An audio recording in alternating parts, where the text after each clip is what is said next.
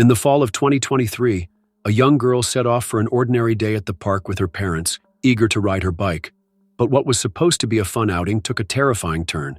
She never returned. Her frantic relatives immediately called the police, setting off an extensive search operation. As investigators scoured the area, they stumbled upon a shocking lead, one that would change the entire course of the case. What they eventually uncovered was not only unexpected, but truly chilling. A bright young girl with a loving family, Charlotte Senna, was born on September 4, 2014, in the quiet town of Greenfield, New York.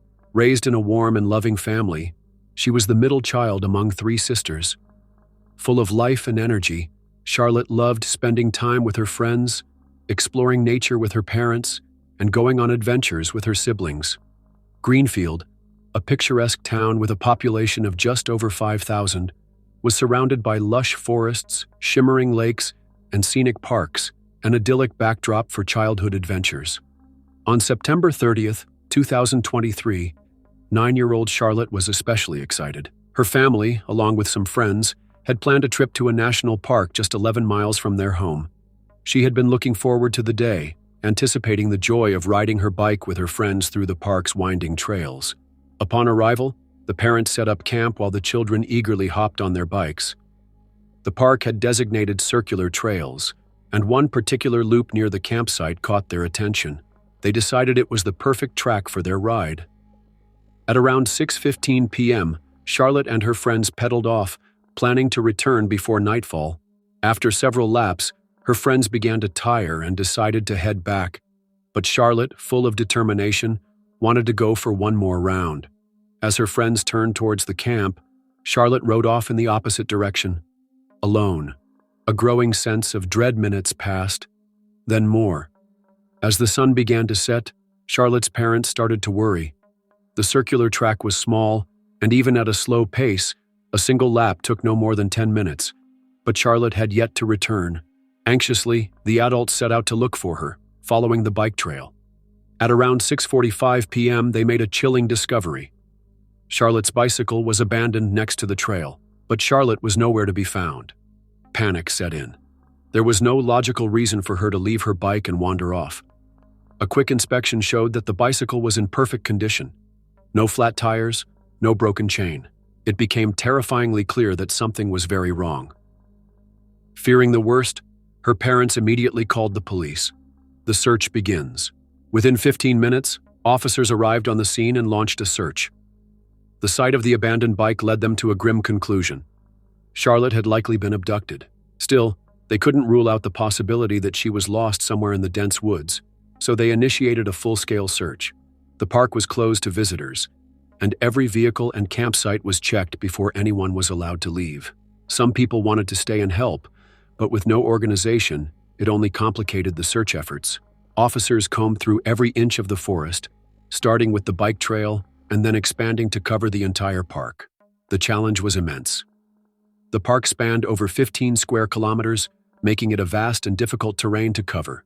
To aid in the search, law enforcement brought in park rangers, firefighters, state police, and even the FBI. Investigators focused on finding clues. The FBI pulled surveillance footage from every camera near the park and nearby roads, believing that if Charlotte had been kidnapped, the abductor must have used a vehicle. They also obtained the park's visitor records. Since all entrants had to register and pay a fee, their personal information was logged. However, sifting through that data was time-consuming due to the high volume of visitors that day. Additionally, they worked with cell phone providers to track all mobile devices present in the park at the time of Charlotte's disappearance. If the abductor had a phone with them, they hoped to find a match. But the process was slow. Location data based on cell towers wasn't as precise as GPS tracking. A desperate effort.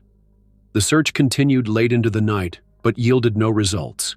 The next morning, reinforcements arrived, swelling the search team to over 400 people. The case gained widespread media attention, prompting the state governor to speak out in support of Charlotte's family. That morning, authorities issued an Amber Alert, something they had held off on the previous day in case Charlotte was simply lost. But now, it was clear. She had been taken. Unfortunately, even with all the resources poured into the search, there was still no sign of Charlotte. As the hours stretched on, the grim reality set in. The first few hours after a child's abduction are critical for a successful rescue. As time passed, hope of finding Charlotte alive dwindled. But then, on the third day, everything changed. A chilling break in the case. At 4:20 a.m., a car pulled up outside Charlotte's family home. A man stepped out, walked to the mailbox, dropped in a letter, and quickly drove off. A police officer stationed nearby saw the interaction, but initially assumed the man was just a family acquaintance offering support. After all, many people had been leaving letters and food for Charlotte's family, but something about this man seemed off. The officer decided to check the mailbox. Inside was a ransom note. The letter claimed that Charlotte was being held captive and demanded $50,000 for her release. The suspect is identified. The note was rushed to a forensic lab for urgent analysis. Experts quickly dusted it for fingerprints. The first attempt yielded nothing, but on the second try they got a match: a 47-year-old man named Craig Nelson Ross Jr. Ross had been in the New York State database since 1999, following an arrest for DUI. He lived just a few miles from Charlotte's home, but there was a complication. His listed address had been seized due to unpaid property taxes. Further investigation revealed he had been staying in a trailer on his mother's property, located 14 miles from Greenfield. Authorities moved fast. Over 30 officers, backed by a helicopter, stormed the property using flash grenades. Ross attempted to resist, but was swiftly overpowered. At first, there was no sign of Charlotte, raising fears that she was no longer there. But then, officers found a locked closet. Under a pile of rags, they discovered Charlotte. She was alive. A community rejoices. Charlotte was immediately taken to a hospital for evaluation. Miraculously, she was unharmed. Her family rushed to her side, overwhelmed with relief and joy. Meanwhile, Ross was taken into custody. Detectives questioned him, but he refused to confess.